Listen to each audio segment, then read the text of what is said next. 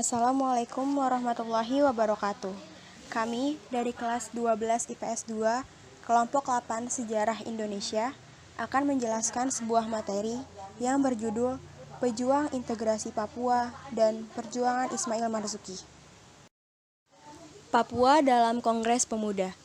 Kongres Pemuda 1 diadakan di Batavia, sekarang Jakarta, pada tahun 1926, sedangkan Kongres Pemuda 2 diadakan pada tahun 1928, tepatnya tanggal 27 sampai 28 Oktober 1928. Kongres Pemuda 1 diselenggarakan dengan tujuan mendorong seluruh pemuda Indonesia bersatu padu mewujudkan Indonesia merdeka sehingga dihasilkanlah Sumpah Pemuda.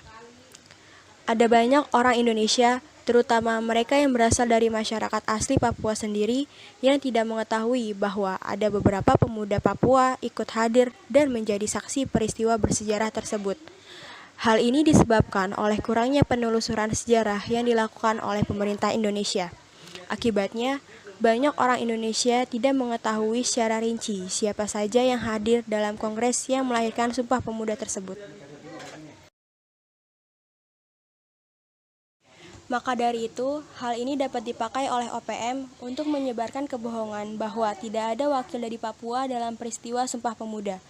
Rames Ohe, Ketua Adat Tobati Enggros sekaligus Ketua Barisan Merah Putih, pernah mengakui bahwa orang tuanya, Porou Abner Ohi dan Pou Orpapalo, pernah turut menjadi wakil Papua dalam Kongres Pemuda tahun 1928, walau mereka tergabung dalam organisasi Jong Ambon. Dapat disimpulkan bahwa dahulu orang-orang Papua pernah sepakat untuk berikrar bertumpah berdarah satu, tanah air Indonesia, berbangsa satu, bangsa Indonesia, dan menjunjung tinggi bahasa persatuan yakni bahasa Indonesia. Masyarakat Papua telah lama menggunakan bahasa Melayu yang kelak menjadi bahasa Indonesia, bahkan sejak resmi bergabung dengan Indonesia.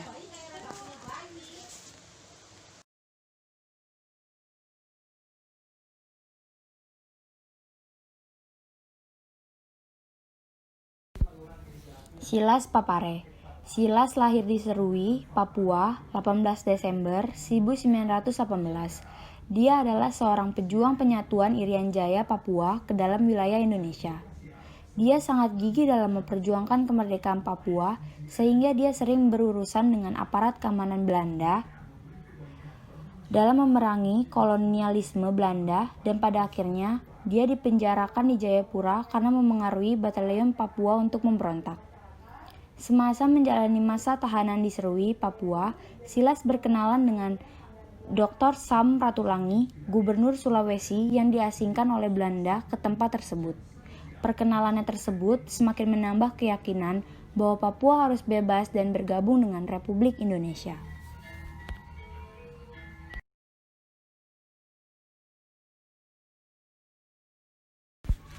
Pada bulan Oktober 1949 di Yogyakarta, dia mendirikan Badan Perjuangan Irian di Yogyakarta dalam rangka membantu pemerintah Republik Indonesia untuk memasukkan wilayah Irian Barat ke dalam wilayah Republik Indonesia. Silas Papare yang ketika itu aktif dalam Front Nasional Pembebasan Irian Barat atau disingkat FNPIB juga diminta oleh Soekarno menjadi salah seorang delegasi Indonesia dalam New York Agreement yang ditandatangani pada 15 Agustus 1962 yang mengakhiri konfrontasi Indonesia dengan Belanda perihal Irian Barat. Setelah penyatuan Irian Barat, dia kemudian diangkat menjadi anggota MPRS atau Majelis Permusyawaratan Rakyat Sementara. Untuk mengenang jasa-jasa silam Papare, namanya diabadikan menjadi salah satu kapal perang korvet kelas Parsim TNI AL KRI Silas Papare dengan nomor lambung 386. Selain itu, didirikan monumen Silas Papare di dekat pantai dan pelabuhan laut Serui. Sementara di Jayapura, namanya diabadikan sebagai nama Sekolah Tinggi Ilmu Sosial Politik atau disingkat STISIPOL.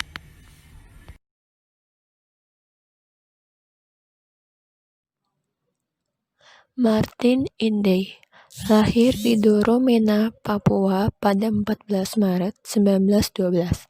Merupakan putra Papua yang ditetapkan oleh pemerintah Republik Indonesia sebagai pahlawan nasional Indonesia berdasarkan SK Presiden nomor 77 TK 1993 tanggal 14 September 1993 bersama dengan dua putra Papua lainnya yaitu Frans Kaisiepo dan Silas Papare. Martin ini merupakan polisi Belanda yang kemudian berbalik mendukung Indonesia setelah bertemu dengan beberapa tahanan politik yang diasingkan di Digul. Salah satunya adalah Sugoro Atmoprasojo. Saat itu, ia bertugas untuk menjaga para tahanan politik yang secara tidak langsung berhasil menumbuh jiwa nasionalismenya dalam pertempuran melawan penjajah.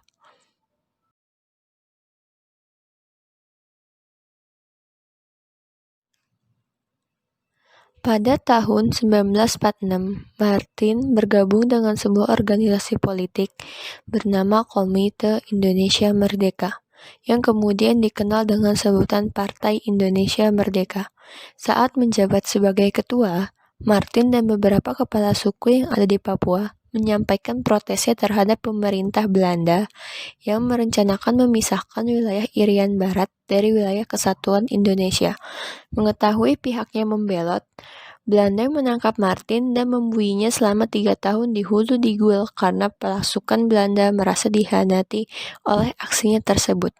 Belum berhasil merebut Irian Barat untuk disatukan kembali dengan wilayah Kesatuan Indonesia, pada tahun 1962 Martin bergerilya untuk menyelamatkan anggota RPKAD yang didaratkan di Papua selama masa Tri Komando Rakyat atau Trikora.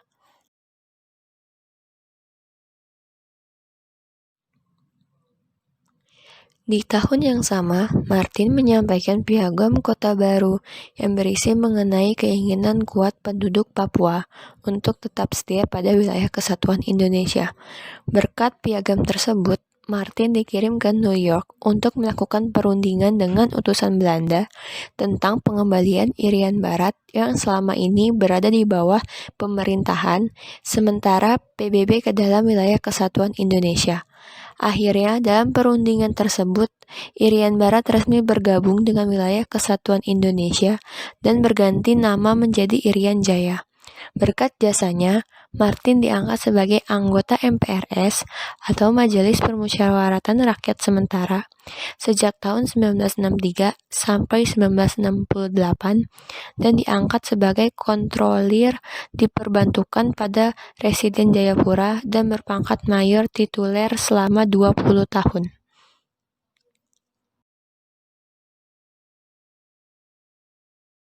Frans Kaisiepo. Frans lahir di Wardo, Biak, Papua pada 10 Oktober 1921. Frans terlibat dalam Konferensi Malino tahun 1946 yang membicarakan mengenai pembentukan Republik Indonesia Serikat sebagai wakil dari Papua. Dia mengusulkan nama Irian, kata dalam bahasa Biak yang berarti tempat yang panas. Sejarah juga mencatat 3 hari menjelang proklamasi, tepatnya 14 Agustus 1945, Kaisiepo dan beberapa rekan seperjuangannya memperdengarkan lagu kebangsaan Indonesia Raya di Kampung Harapan Jayapura. Beberapa hari sesudah proklamasi, atau pada 31 Agustus 1945, Kaisiepo dan rekan-rekannya melaksanakan upacara dengan pengibaran bendera merah putih dan nyanyian lagu kebangsaan. Selain itu, dia juga pernah menjabat sebagai gubernur Papua antara tahun 1964 sampai 1973. Pada 10 April 1979, Frans meninggal dunia. Dia dimakamkan di Taman Makam Pahlawan Cendrawasih, Jayapura. Untuk mengenang jasanya, namanya diabadikan sebagai nama Bandar Udara Frans Kaisiepo di Biak. Selain itu, namanya juga diabadikan di salah satu KRI, yaitu KRI Frans Kaisiepo. Berdasarkan keputusan Presiden nomor 077 TK 1993, nama Frans Kaisiepo selanjutnya dikenang sebagai satu dari deretan pahlawan nasional Indonesia disertai penganugerahan Bintang Mahaputra Adi Pradana kelas 2.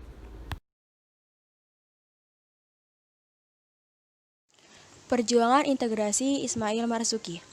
Biografi. Ismail Marzuki adalah seorang komponis asli Indonesia yang lahir di Kuitang, Batavia pada 11 Mei 1914. Ismail Marzuki kerap disapa oleh teman-teman di lingkungannya dengan sebutan Mail atau diplesetkan menjadi Maing.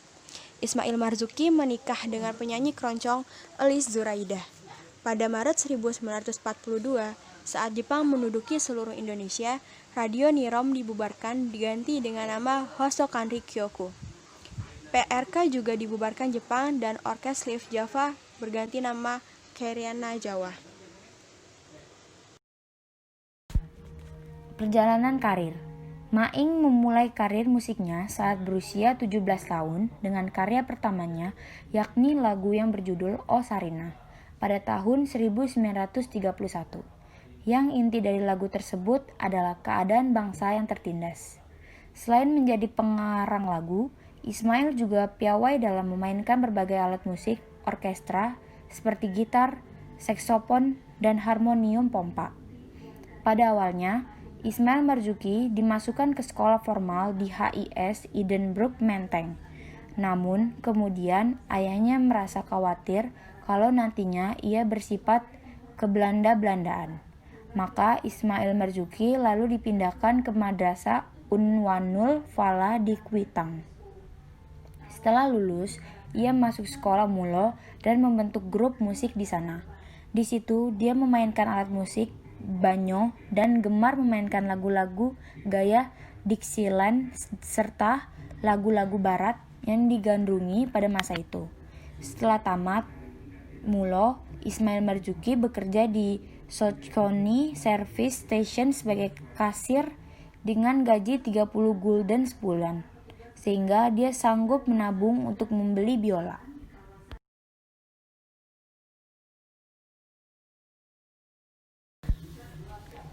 Namun, pekerjaan sebagai kasir dirasakan kurang cocok baginya. Ia kemudian pindah pekerjaan dengan gaji tidak tetap sebagai verkoper atau penjual piringan hitam produksi Columbia dan Polydor yang berkantor di Jalan Noordwijks atau sekarang Jalan Insinyur Haji Juanda, Jakarta. Selama bekerja sebagai penjual piringan hitam, Ismail Marzuki banyak berkenalan dengan artis pentas, film, musik, dan penyanyi, di antaranya Zahirdin, Yahya, Kartolo, dan Rukiah atau orang tua Rahmat Kartolo. Pada 1936, Ismail Marzuki memasuki perkumpulan orkes musik Live Jawa sebagai pemain gitar, saksofon, dan harmonium pompa. Tahun 1934, Belanda membentuk Nederlands Indische Radio Omroep Maatschappij atau disingkat NIROM, dan orkes musik Live Java mendapat kesempatan untuk mengisi acara siaran musik. Tapi Ismail Marzuki mulai menjauhkan diri dari lagu-lagu barat, kemudian menciptakan lagu-lagu sendiri antara lain Ali Baba Rumba, Oh Lele di Kota Raja, dan Ya Aini.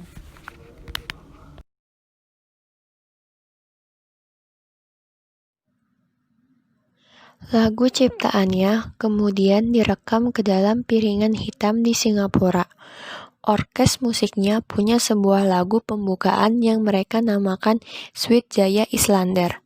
Namun, tanpa pemberitahuan maupun basa-basi, lagunya itu dijadikan lagu pembuka untuk siaran radio Nirom. Hal itu pun sontak membuat Ismail Marzuki dan grup musiknya mengajukan protes. Namun, protes mereka tidak digubris oleh direktur Nirom. Pada awal masa Perang Dunia Kedua, Radio Nirom mulai membatasi acara siaran musiknya, sehingga beberapa orang Indonesia di Betawi mulai membuat radio sendiri dengan nama Vereniging Oostersche Radio Omroep atau VORO, berlokasi di Kramat Raya. Antena pemancar mereka buat sendiri dari batang bambu.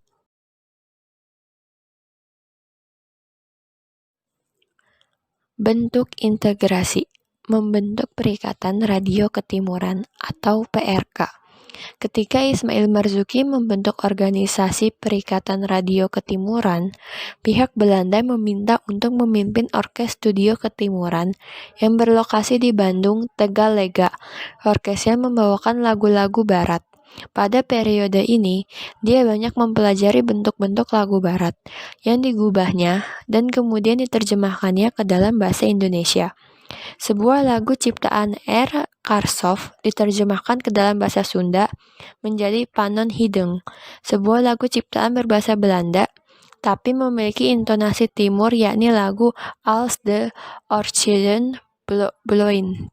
Lagu ini kemudian direkam oleh perusahaan piringan hitam His Master Voice.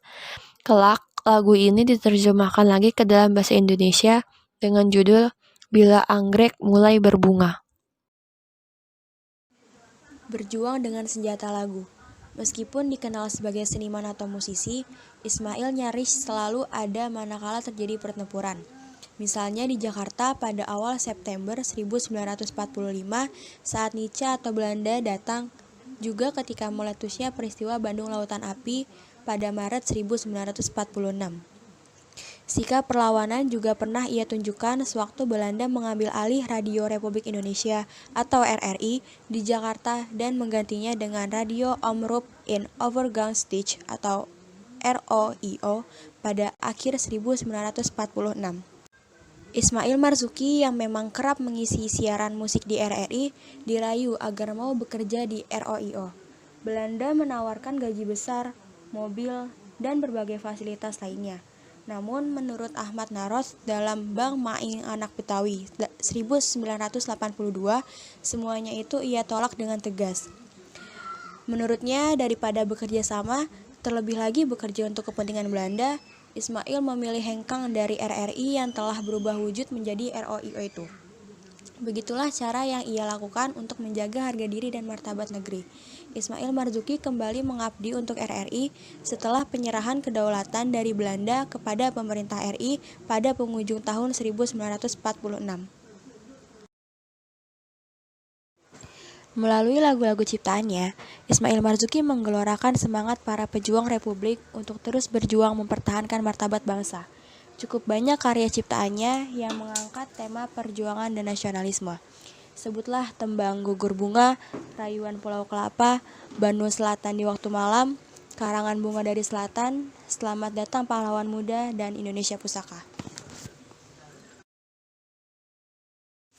Sekian pemaparan materi dari kelompok kami, kurangnya mohon maaf. Wassalamualaikum warahmatullahi wabarakatuh.